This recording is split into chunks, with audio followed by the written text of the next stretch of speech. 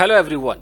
So guys, जब आप English movies देखते हैं तो जो सबटाइटल्स लिखे आते हैं तो उन सबटाइटल्स में आपको बहुत मटेरियल मिल सकता है। तो मैं ऐसे ही एक सीरीज चला रहा हूँ जिसमें मैं सबटाइटल्स को आपको दिखाऊंगा और बताऊंगा कि इसका मतलब क्या है, हम किस सिचुएशन में इसका इस्तेमाल कर सकते हैं। कई लोग कहते हैं कि अंग्रेज लोग थोड़ी इतना ज़्यादा ग्रामर यूज़ करते होंगे, पता नहीं वो कैसे देखते हैं और कहाँ देखते हैं। अंग्रेज लोग सब कुछ यूज़ करते हैं दोस्तों, अभी देख लीजिए आपकी आंखों के सामने। चलिए, तो ये फर्स्ट पिक्चर मैं आपको दिखा रहा हूँ। इस पिक्चर में लिखा हुआ है, जरा मार्कर ले लूँ मैं, आई मीन पेन ले लूँ, and the colour is yellow. इस पिक्चर में लिखा हुआ है कि your sister roped me in, said you guys needed some help. अब देख लीजिए, टेंस तो पूरा ही होता है, your sister roped me in, यहां पर सेकेंड फॉर्म का इस्तेमाल किया गया है, यानी कि पास्ट इंडेफिनिट टेंस है ये। सेड ये भी पास्ट इंडेफिनिट है। यू गाइज नीडेड, नीड का सेकेंड फॉर्म है। तो कैसे अंग्रेज ग्रामर यूज नहीं करते? सब यूज करते हैं, आपको नहीं पता चलता है। अब यहां पर रोप मी इन का क्या मतलब है, आप इसका डेली लाइफ में इस्तेमाल कर सकते हैं। मान लीजिए गाइज कि यहां पर आप है, ओके, और अचानक आपका कोई दोस्त है या कोई भी है, वो आपसे कुछ काम कराना चाहता है। मान लो किसी काम को कर रहा है, मान लो इसको बाल्टी उठाना है और इतना बाल्टी में वजन है कि उठा नहीं सकता है, तो ये किसी भी तरीके से आपको कन्विंस कर लेता है, परसुएड कर लेता है, मना लेता है कि आप इसकी मदद करो। तो जब कोई आपको मना ले किसी काम को करने के लिए, इवन तो आप नहीं चाहते हैं, तब भी आपको कैसे भी कन्विंस कर ले, यानी कि आपको रोप इन कर लेता है। तो आप कह सकते हैं दैट, जैसे मैं बोलूं कि I roped my son in to make a video, मैंने अपने बेटे को परसुएड कर लिया एक वीडियो बनाने के लिए। She roped me in to do dishes, उसने मुझे बर्तन धोने के लिए मना लिया, खींच लिया, कुछ ऐसा किया कि मैंने उसकी मदद कर दी, मदद करने के लिए हामी भरवा लिया मुझसे। इसको बोलते हैं रोप इन। बहुत अच्छा एक फ्रेजल वर्ब है। तो देखिए यहाँ पर लिखा है कि योर सिस्टर रोप्ड मी इन, तुम्हारे सिस्टर ने मुझे कैसे भी कन्विंस कर लिया। सेड और कहा, you guys needed some help, कहा कि तुम लोगों को ना कुछ मदद की जरूरत है, तो इसलिए मैं मान गई। अब समझ में आ गया? सो रोप, अब किसी को भी आप कह सकते हैं कि yesterday I roped him in to write a letter, मैंने उसको परसुएड कर लिया एक पत्र लिखने के लिए। क्लियर है? आगे बढ़े? चलिए गाइस, अब इसका इस्तेमाल आप शुरू कर दीजिए, आम जिंदगी में इस्तेमाल कीजिए। आप चाहे तो स्क्रीनशॉट भी ले सकते हैं। आगे देखते हैं। अगला है ये, यहां पर लिखा हुआ है कि but I am going to fix that right up. मैं बस ये राइट अप बताना चाह रहा था आपको कि राइट अप हम क्या बोलते हैं और क्यों बोलते हैं। राइट अप का मतलब होता है कि तुरंत, क्विकली। जैसे कह रही कि I am going to fix, fix का मतलब ही कोई चीज खराब है, हम उसको फिक्स कर देंगे, सही कर देंगे। और राइट अप का मतलब है कि एट ए टाइम, अभी के अभी, तुरंत, थोड़ा भी देर नहीं होगा। तो आप कह सकते हैं just going to do it right up. तो मैं आपको ये बता रहा हूं कि अंग्रेज लोग कैसे वर्ड्स का इस्तेमाल करते हैं, उनके यहाँ के स्लैंग्स क्या होते हैं, वो आप यूज कर सकते हैं अपनी स्पोकन इंग्लिश में।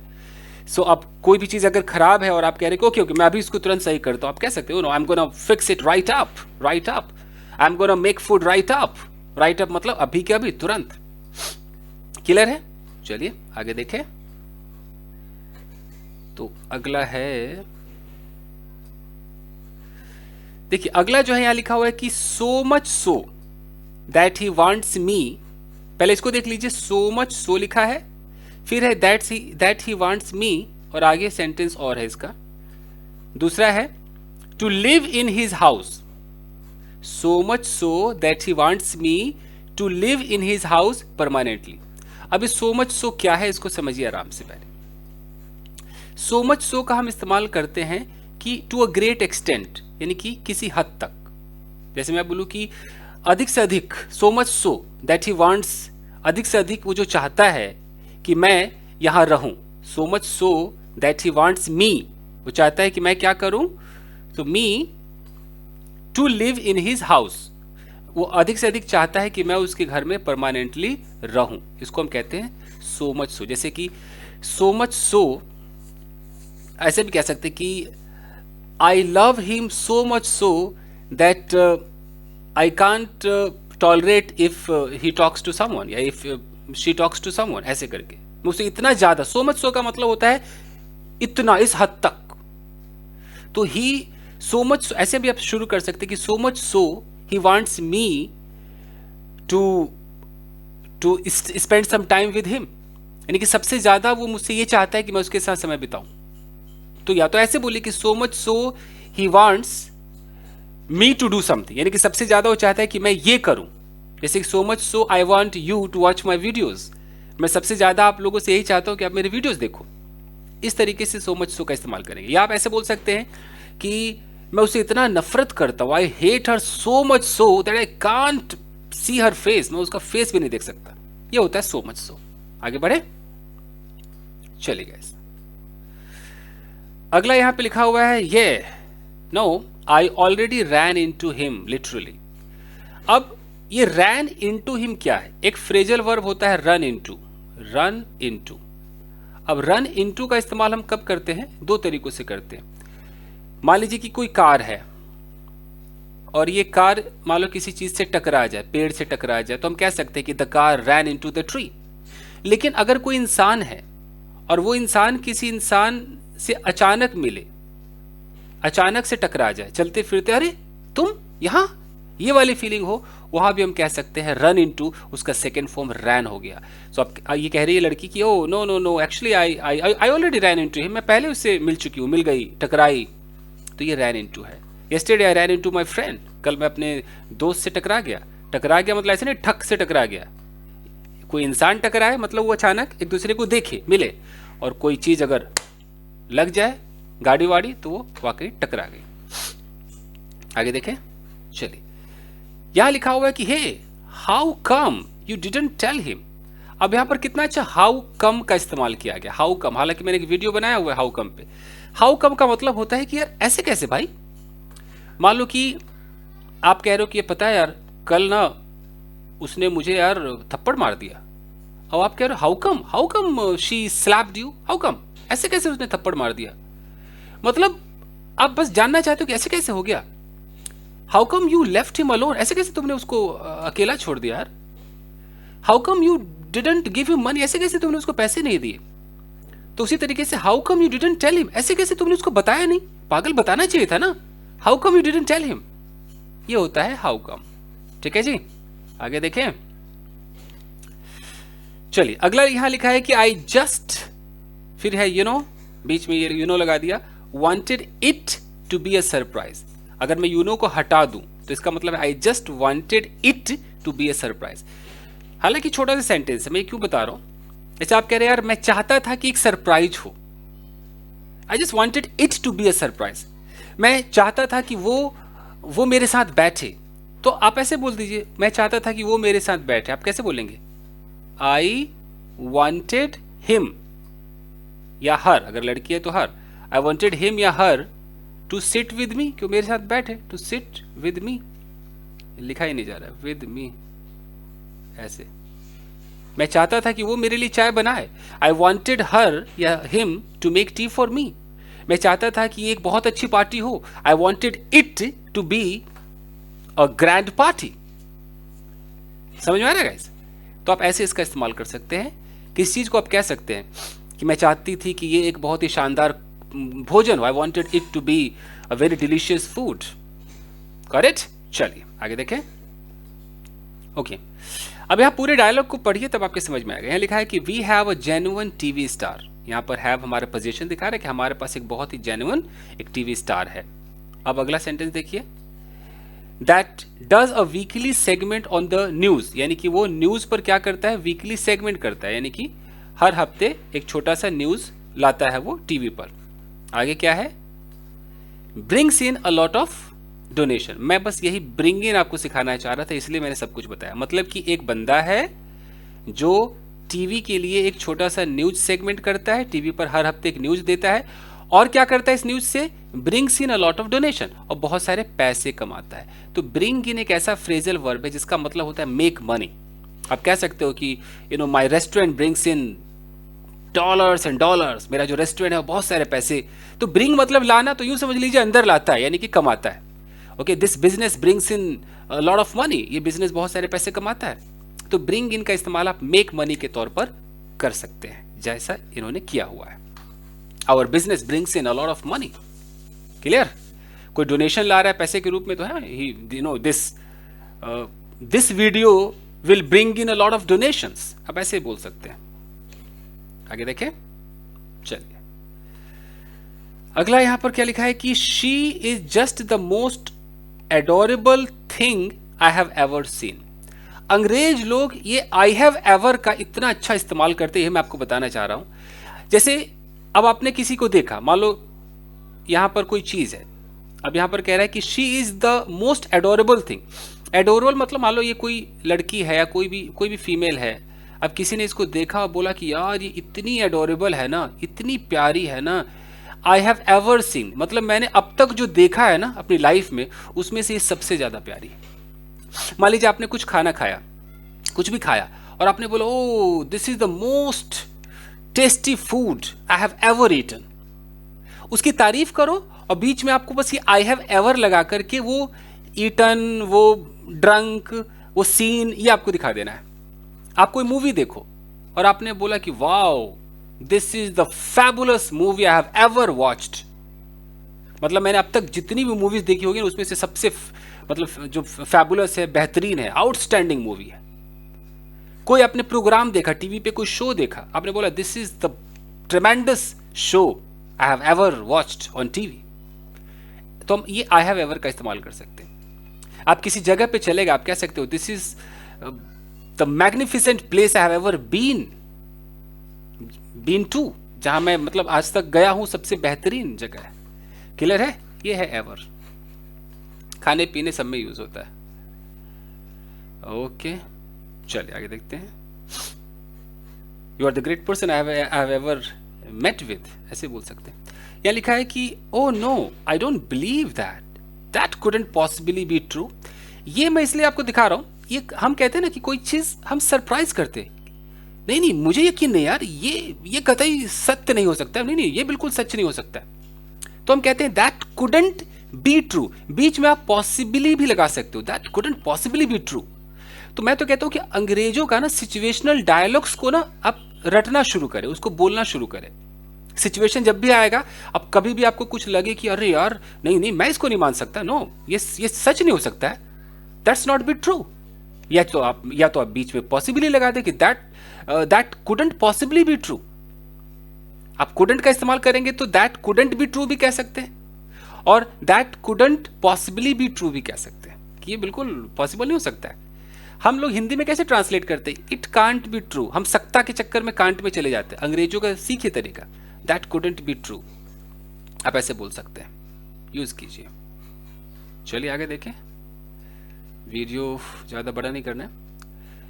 यहां पर क्या है, जैसे कि कुछ हो रहा है, अब इसने बोला कि what is all this, what is all this. मान लो कि कुछ चीजें चल रही है, कुछ एक्टिविटी चल रही है और आपको नहीं पता कि क्या चल रहा है, तो आप एक सवाल ऐसे बोल सकते हो, what is all this, what is all this.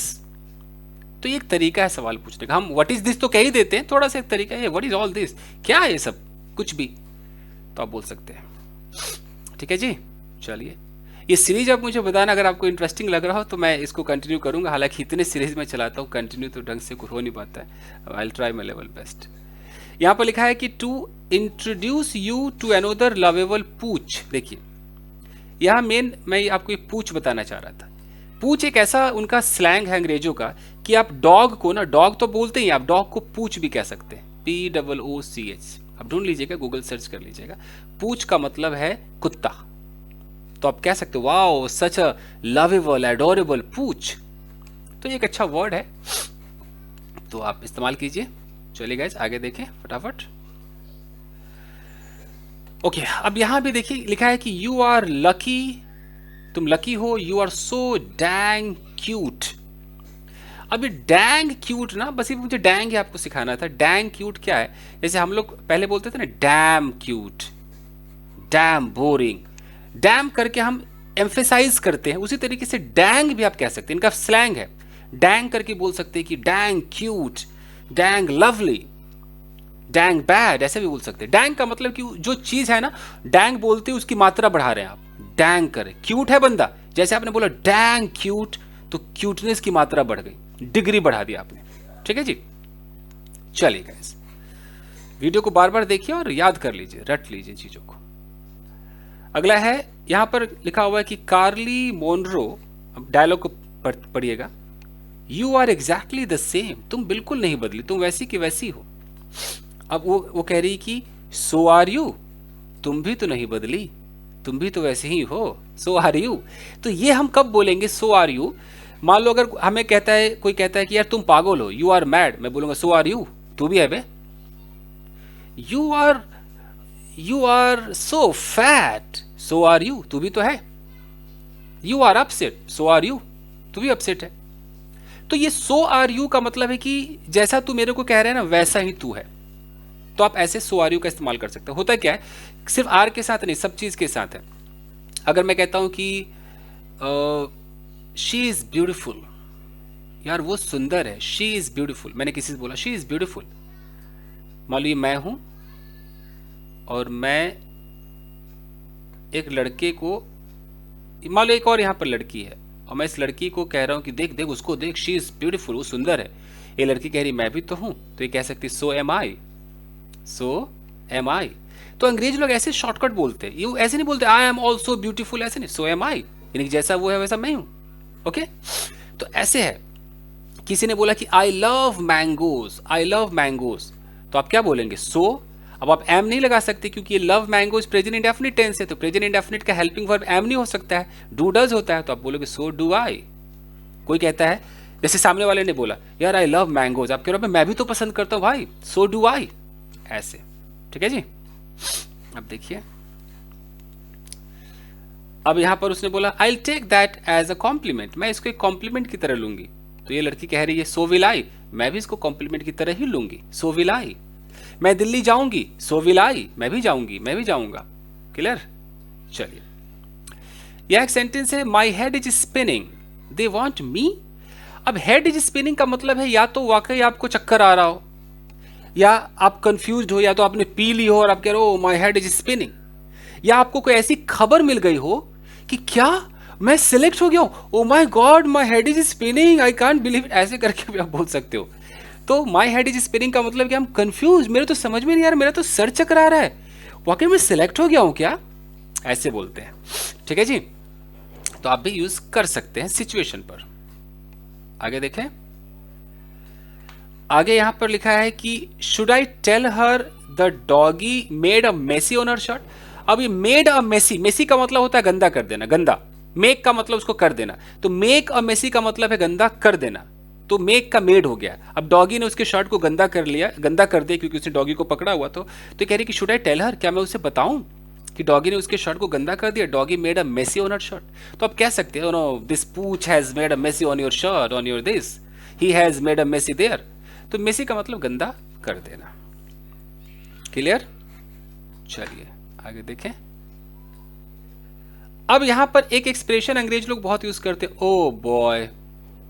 मान लीजिए कि आपने कुछ गलत कर दिया, मान लीजिए आप कुछ बना रहे हो, आप चावल बना रहे हो और चावल आपका जल गया नीचे से ना, ये पूरा ये बर्न हो गया, स्टिक हो गया, स्टिकी हो गया, बर्न हो गया, अजीब सी स्मेल आने लगी, ओ जल गया। अब जब हम कहते हैं ना अरे यार, हम हिंदी में कैसे बोलते हैं, ओफो, कुछ ऐसा बोलते हैं ना, ओ तेरी। देखो हिंदी में कैसे कैसे स्टाइल है, अरे बाप रे, रब्बा, इस तरीके से हम बोलते हैं। अंग्रेज लोग क्या बोलते हैं, ओ बॉय, वैसे बोलते हैं। हम तो आजकल ओ गॉड बोलने लगे, ओ गॉड, ओके, या अब गॉड की जगह गॉश, ओ माय गॉश, ऐसे बोलने लगे। अंग्रेजों का ये उनके यहाँ का बिल्कुल चलन है, ओ बॉय। कुछ भी ऐसा हो ना, सरप्राइज भी होते हैं, जैसे कोई लड़की अचानक गुजरी, oh boy what a beautiful girl. हम कैसे कहते हैं, जो जो टीनेजर लड़की, ओ बेटे, ओ देख देख देख, ओ बेटे, ये जो ओ बेटे हम बोलते हैं ना, वही है ओ बॉय, ये अंग्रेज बोलते हैं। तो आप इसका इस्तेमाल कर सकते हैं। चलिए गाइस, ये भी हो गया। अब एक और सीख लीजिए। अब यहां पर ये जो है, इन्होंने ओ बॉय क्यों बोला था, क्योंकि ये कुछ पका रहे थे और ये जल गया है, देख रहे हैं जल गया है। अब जल गया तो कह रहे ओ बॉय, फिर ये कह रहे, ये इनकी ग्रैंड डॉटर है, ये दादाजी हैं और ये पोती है, तो पोती से कह रहे कि will you settle for a salad, या गुड आइडिया। तो सेटल फॉर अ सैलेड यानी कि ये जो खाना है ये तो जल गया है, तो क्या तुम सैलेड से काम चला लोगे। इतना प्यारा ये फ्रेजल वर्ब है कि आप अपने घर में रोज यूज कर सकते हैं। मान लीजिए आप किसी के लिए कुछ बना रहे, आप कह रहे अरे यार ये तो है ही नहीं, आज तो चीनी नहीं है, तो could you settle for sugar free tree कह रहा हूँ। तो सेटल फॉर का मतलब है कि इससे काम चला लोगे। Will you settle for only salad, क्या तुम सैलेड से काम चला लोगे? Will you settle for only one chapati, एक चपाती से काम चला लोगे? तो सेटल फॉर का मतलब है कि अब ये नहीं है, इसकी जगह ये स्वीकार है, सेटल फॉर। लड़की कहती है या गुड आइडिया, बिल्कुल क्यों नहीं, I will settle for it. Okay, चलिए आगे देखें। यहां पर एक सेंटेंस है कि how was it seeing him after all these years. अब जैसे कोई सवाल पूछ रहे, दादाजी पूछ रहे हैं कि अच्छा इतने सालों बाद तुमने उसको देखा, हाउ वॉज इट, कैसा था? सीइंग हिम, उसको देखना, आफ्टर ऑल दीज ईयर्स, इतने सालों बाद उसको देखना कैसा था। तो आप भी आम जिंदगी में ना किसी से सवाल पूछ सकते हो, अच्छा तू उससे मिली क्या, बहुत साल बाद मिली ना, how was it seeing him after all these years, कैसा था उसको इतने सालों बाद देखना। एक अच्छा तरीका है, मुझे लगा आपको सिखा देना चाहिए। चलिए आगे देखें। अब यहां पर ये कह रही कि you haven't changed a bit Carly Monroe. इसने खुद के फोटो को देखा, उसने जैसे आपने अपने पुराने फोटो को देखा, बोला वाह तू तो बिल्कुल नहीं बदली, you haven't changed a bit. तो हम किसी को भी कह सकते हैं तू तो बिल्कुल नहीं बदला, you haven't changed a bit. तो ये तरीका है, ठीक है। और टेंस में देखिए प्रेजेंट परफेक्ट टेंस है। खाम खा लोगों ने अंग्रेजों को बदनाम कर रखा है कि अंग्रेज ग्रामर यूज नहीं करते हैं, बस सब यूज करते हैं। ओके, कुड शुड क्या यूज नहीं करते, ये इन्हीं की अंग्रेजी है। आप गलतफहमी में जी रहे हो। चलिए यहां लिखा है कि she is still just a pretentious as she was in high school. देखिए वॉज का इस्तेमाल कैसे यूज नहीं करते हैं, स्टेट ऑफ बीइंग है ये पास्ट का। प्रिटेंशियस एक अच्छा वर्ड है। प्रिटेंशियस का मतलब है कि आज भी आप उसी दिखावे में रहते हो, आडंबर भरी दुनिया में रहते हो, आप दिखाते हो। She is still just pretentious, अभी भी वो दिखाने वाली है कि अंदर से वो है नहीं, बट वो दिखावे में जीती है, तो उसको बोलेंगे प्रिटेंशियस। एज जैसा कि she was in high school, जैसे हाई स्कूल में प्रिटेंशियस थी, आज भी वो प्रिटेंशियस है। किसी को कह सकते हो you are just pretentious, you are pretentious, तू दिखावे वाला है, दिखावेबाज है, तू सिर्फ दिखाता है नहीं अंदर से कुछ। Okay, don't be pretentious. Okay, अगला है, यहां पर ये लड़की कह रही हो you are still crushing on my brother aren't you. हाँ, अभी भी लाइन मार रही तो मेरे भाई पे। क्रश ऑन का मतलब क्या होता है? किसी को देखकर हमारे दिल की धड़कन घंटी बज जाती है दिल में, उसे बेचारे को पता भी नहीं कि कोई हमसे प्यार कर रहा है, तो हमारा क्रश हो जाता है उसके ऊपर। तो जब क्रश हो जाता है तो इसको कहने के दो तरीके, तो हम कह सकते हैं कि I have a crush on him या ऑन हर, या आप इसको वर्ब के रूप में यूज कर सकते हैं कि I am crushing on him या I am crushing on her. मैं मतलब एकदम उसमें क्रश है मेरा। अब मैं इसकी हिंदी क्या बताऊं, मतलब मैं उसके लिए बेचैन हूं, उसके प्यार में हूं, मैं एकदम पागल हूं, मैं तो प्यार में गिर चुकी हूं, ये होता है। ठीक है, इसने बोला। अब इसका जवाब आता है no it's not like that, नहीं ऐसा तो नहीं है। तो आप कह सकते नहीं ऐसी बात नहीं है, इट्स नॉट लाइक दैट। और ये तो सारे लोग बोलते हैं इट्स नॉट लाइक दैट। चलिए अगला है, I am happy with my life do not medal. इतना प्यारा ये वर्ड है ना, मेडल। जैसे मान लीजिए कि आपकी लाइफ में कोई हस्तक्षेप करना चाह रहा है, बार बार आपकी लाइफ में कुछ चेंज करना चाह रहा है, कह रहा है अभी अभी चलना उससे मिल लेना, तू ये क्या कर रही है, ये करना, तो आप कह सकते हो प्लीज डू नॉट मेडल, ये ना हस्तक्षेप, इंटरफेयर मत कर। तो ये मेडल बड़ा अच्छा वर्ड है जो चलता है। यहां तक कोई आपकी चीजों को छुए तो आप कह सकते हैं don't medal with my things, don't medal with my computer, don't medal with my laptop. और आपकी लाइफ में कोई घुसे तो please don't medal in my affairs, don't medal in my life, मेरी लाइफ में मत घुसो। जैसे वो डेल्व इनटू होता है ना कि मेरी लाइफ में ज्यादा मत घुसो, don't delve into my life. तो डेल्व में तो कुछ ज्यादा गहराई तक चले जाना होता है। मेडल का मतलब होता है कि इंटरफेयर मत कर यार, let me live the life the way I want, don't medal in it, इसमें मेडल मत कर। ठीक है, और जो इस काम को करता है वो मेडलर कहलाता है। अब यहां पर सवाल है, ये कह रहे आई एम नॉट मेडलिंग, नहीं मैं कहा मेडल कर रही हूं, मैं हस्तक्षेप नहीं कर रही हूं। तो उधर से जवाब आता है यू आर अ मेडलर, तू मेडलर है, तू बार बार मेडल करती, यू ऑलवेज मेडल, तू बार बार मेडल करती। अब यहां पर एक सेंटेंस है I have got to go. ये जो है ना, अब देखो हैव लगा दिया है, नहीं तो आजकल तो हैव भी नहीं लगाते, सीधा बोल देते हैं आई गॉट अ गो। आप कभी देख लेना, आई गॉट अ गो अंग्रेज बहुत यूज करते हैं। मान लीजिए कि आपको कहीं इंपॉर्टेंट है, जाना है, निकलना है, तब सीधा बोलो I got a go now, या I got to go, I got to go, या तो आई गॉट टू गो या आई गॉट अ गो। ठीक है, चलिए गाइस फटाफट करें, टाइम बहुत ज्यादा हो रहा है। अगला है डू यू वांट, यहाँ पर एक सेंटेंस है कि है do you want to come over tonight for dinner. Come over एक ऐसा फ्रेजल वर्ब है, जब आप किसी को ना अपने घर इनवाइट करते हैं तो आप उसको कम ओवर कह सकते हैं। Do you want come over, तो कम ओवर में होम लगाने की जरूरत नहीं, बंदा समझ जाता है घर ही इनवाइट कर रहे हैं। Do you want come over, अब किस लिए बुला रहे हो यहाँ दिखा दो, फॉर डिनर। तो कम ओवर का मतलब किसी को आप बुलाते हो, आप कह सकते हो प्लीज कम ओवर, और do you want come over सवाल में कर सकते हो। अगला है यहां पर एक सेंटेंस है कि I would have dressed up a bit for the occasion. जैसे कि मान लो कि ये लड़का यहां पर है, ये लड़की आई, अब इस लड़की को पता नहीं था कि लड़का आने वाला है, तो एक तरीके से ओकेजन हो गया कि भाई ये लड़का भी आ रहा है। अब ये कह रही I would have dressed up a bit, यार मैं तैयार हो जाती, पहले से मुझे पता नहीं था, अगर मुझे पता होता तो I would have dressed up, मैं तैयार हो गई होती। ये कंडीशनल सेंटेंस है। आप कहते हैं कि अंग्रेज ग्रामर यूज नहीं करते, देखिए ना कंडीशनल यूज कर रहा है और कर रही है, सब यूज करते हैं। अब देखिए अगला, यहां पर क्या लिखा हुआ है, कैरली द वेटरिनेरियन। वेटरिनेरियन वो होता है जो कुत्ते बिल्ली का इलाज करते हैं ना, डॉक्टर उसको वेटरिनेरियन कहते हैं। तो ये बंदा कह रहा है, इसका नाम है कार्ली, की कार्ली एक वेटरिनेरियन है। हु वुड हैव थॉट, किसने सोचा होगा। इतना प्यारा ये जुमला है, हु वुड हैव थॉट, किसने सोचा होगा कि आज तुम ये हो, किसने सोचा होगा, हु वुड हैव थॉट।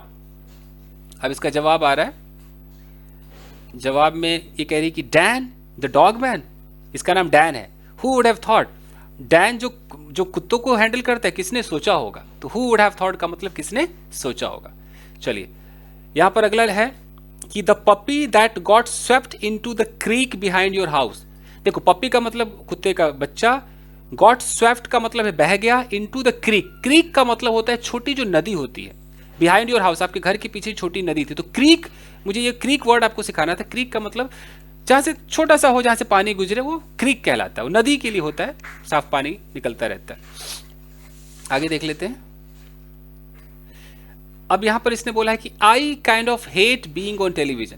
तो एक काइंड ऑफ का इस्तेमाल कैसे, कि हाँ मैं एक तरीके से ना टीवी पे नहीं आना चाहता हूं, मैं एक तरीके से हेट करता हूं। I kind of hate, I kind of love, एक तरीके से प्यार करता हूं। तो काइंड ऑफ का मतलब एक तरीके से। चलिए फटाफट करते हैं। यहां पर अगला है कि well that's really considerate of her. Considerate हम उसको कहते हैं जो दूसरे का ख्याल रखने वाला व्यक्ति होता है। मैं कहता है यू आर सो कंसिडरेट, तुम बड़े अच्छे हो, दूसरे का ख्याल रखते हो। तो कंसिडरेट ऑफ हर, कितनी अच्छी है वो, या considerate of you, you know so considerate of you, तुम कितने अच्छे हो, दूसरे का ख्याल रखते हो। ये तारीफ वाले शब्द है। चलिए इस खत्म करें। अगला यहां पर ये इसने बोला है कि I would take that as a compliment if I were you. देखिए कंडीशनल सेंटेंस, अगर मैं तेरी जगह होती तो I would take that as a compliment, मैं इस चीज को कॉम्प्लीमेंट की तरह लेती, एक तारीफ की तरह लेती, इफ आई वर यू, अगर मैं तेरी जगह होती। ठीक है। अगला है, यहां देखिए क्या लिखा हुआ है, I mean we could have gone to a nice restaurant. देखिए कुड हैव का इस्तेमाल करते हैं अंग्रेज लोग। वी कुड हैव गॉन, हम जा सकते थे, टू अ नाइस रेस्टोरेंट, मतलब मुझे पहले पता होता तो अच्छे रेस्टोरेंट हम चले जाते यार। तो कुड हैव गॉन लिखा हुआ है। ओके, अब आई थिंक लास्ट होगा। यहां पर लिखा हुआ है कि I haven't had a chance to tell you yet. मान लीजिए कि आपको कभी बताने का मौका नहीं मिला, तो आप कह रहे आई हैवेंट हैड अ चांस, मुझे कभी चांस मिला ही नहीं टू टेल यू येट, अब तक मुझे कभी चांस ही नहीं मिला तुम्हें बताने का। I haven't had a chance, haven't had a chance. चलिए यहां पर लिखा हुआ है we will figure something out. Figure out का मतलब है कि आपको समझ में नहीं आ रहा है कि अब इसका सोल्यूशन क्या होगा। किसी ने बोला यार अब वो बंदा चला गया, इस दुकान को कौन संभालेगा, तो आपने बोला will figure out, will figure something out, हम कुछ जुगाड़ कर लेंगे, फिगर आउट कर लेंगे, कुछ ना कुछ उपाय ढूंढ लेंगे, उसको फिगर आउट कहते हैं। या कोई चीज आपके समझ में ना आ रहा हो तो आप कह सकते हैं आई कांट फिगर आउट, समझ में नहीं आ रहा है ये बंदा क्या कहना चाह रहा है। चलेगा, यहां पर एक लिखा हुआ है so what's for dinner. Dinner में क्या है, आई एम स्टार्व्ड। अब आपको बहुत ज्यादा भूख लगी है तो आप स्टार्व्ड भी कह सकते हो, स्टार्विंग भी कह सकते हो। आप ये भी कह सकते हो आई एम स्टार्विंग, और आप ये भी कह सकते हो कि आई एम स्टार्व्ड, यानी मैं बहुत भूखा हूं। स्टार्व्ड मतलब वेरी हंग्री, तो आप कह सकते हो I am starved, can I have some food please, I am starved. अब यहां एक सेंटेंस है he is going to be stuck with her, यानी कि वो अब उसके साथ फंस जाएगा for the rest of his life. तो ये जो for the rest of his life है ये बड़ा अच्छा है। आप किसी को कह सकते for the rest of your life, तुम पूरे जीवन यही करोगे, you will keep doing the same thing for the rest of your life, for the rest of her life. और गोइंग टू बी स्टक का मतलब कि वो फंसने जा रही है, वो फंस जाएगा। He is going to be stuck, वो फंसने जा रहा है उसके साथ for the rest of his life, उसके पूरे जीवन में फंस जाएगा। कम ऑन लास्ट हो जाए भाई।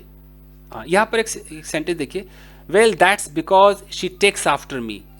ये टेक्स आफ्टर देख रहे, टेक आफ्टर एक फ्रेजल वर्ब होता है। इसका मतलब होता है कि आप किसी के जैसे दिखते हैं, अगर मेरा बेटा मेरी तरह दिखता है, वो लोग you know my son takes after me, वो मेरी तरह दिखता है। तो उसी तरीके से दादाजी कह रहे हैं that because she takes after me, कि मेरी जो पोती है वो मेरी तरह दिखती है। तो टेक आफ्टर का मतलब किसी की तरह दिखना। आप रिजेंबल वर्ड का भी यूज कर सकते हो, बट फ्रेजल वर्ब देखो, अंग्रेज लोग भी फ्रेजल वर्ब लगा तो रहे। अब यहाँ एक सेंटेंस है, your grand daughter has a nice disposition. Disposition का मतलब होता है नेचर, कि आपकी बेटी, आपकी जो ग्रैंड डॉटर, उसका नेचर बड़ा अच्छा, बड़ा ही नाइस डिस्पोजिशन है, इसका नेचर बड़ा अच्छा है। ठीक है, चलिए गाइस खत्म करें, बस लास्ट है। यहां पर लिखा हुआ है, oh that we are actually going to be living in New York. ये मैं बता रहा हूं कि गोइंग टू बी, और बी के बाद आईएनजी है, यानी कि हम नहीं बोलते हैं कि we will be living in New York, हम न्यूयॉर्क में रह रहे होंगे। तो उसी तरीके से we are going to be living, यानी कि हम वो करने जा रहे हैं। क्या करने जा रहे हैं? कि हम रह रहे होंगे, वो अब होने जा रहा है। We are going to be living in New York. Fine guys, देखिए मेरी रिकॉर्डिंग भी यहाँ पर खत्म हो गई है, और यहाँ मैं इसको एंड कर देता हूँ। मैं मोबाइल से रिकॉर्ड कर रहा था, तो वो 30 मिनट में ही रिकॉर्डिंग ऑफ हो जाती है।